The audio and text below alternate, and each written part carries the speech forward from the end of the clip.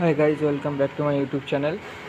আজকে একটা নতুন ভিডিও নিয়ে এসেছি। XL100 BS6 model.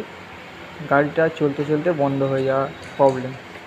গাড়িটি যদি চলতে চলতে বন্ধ হয়ে যায় অটোমেটিক্যালি, তো আমাদের ইসিউটা একবার রিফ্রেশ করতে হবে, এবং রিফ্রেশ করতে গেলে ওবিডি দরকার। তো আজকে তোমাদের আমি দেখাবো বিনা ওবিডিতে কীভাবে ইসিউ রিফ্রেশ করতে হয়। XL100 বা পেপ প্লাস এই ধরনের গাড়ি ইসিউ টিভিএসে কী করে রিপ্লেস করতে হবে তোমাদের দেখাই। চলো আগে প্রবলেমটা দেখায়, গাড়িটা কিরম বন্ধ হচ্ছে।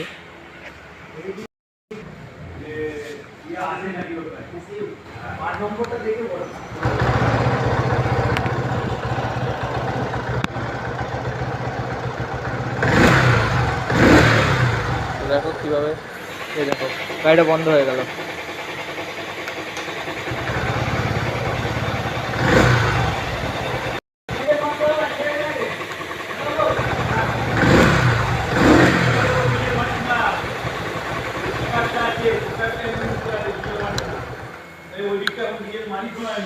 তো চলো তোমাদের দেখাই ইসিউ কীভাবে রিপ্লেস করবে।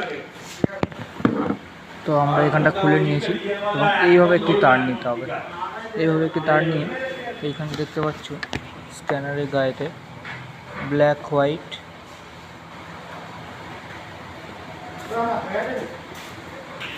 হোয়াইট এবং ব্ল্যাক ইয়েলো, এই যে দুটো তার দেখাচ্ছে ব্ল্যাক হোয়াইট এবং ব্ল্যাক ইয়েলো, এই দুটো তারেতে শর্ট করতে হবে। ঠিক দেখো আমরা এইভাবে করেছি,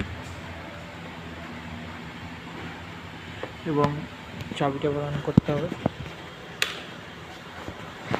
এবং 4 থেকে 5 বার টোটালটাকে ঘোরাতে হবে।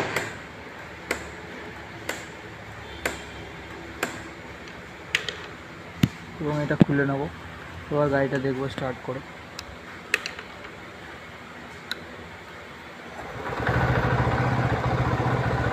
দেখো আমাদের স্টার্ট আর বন্ধ হবে না।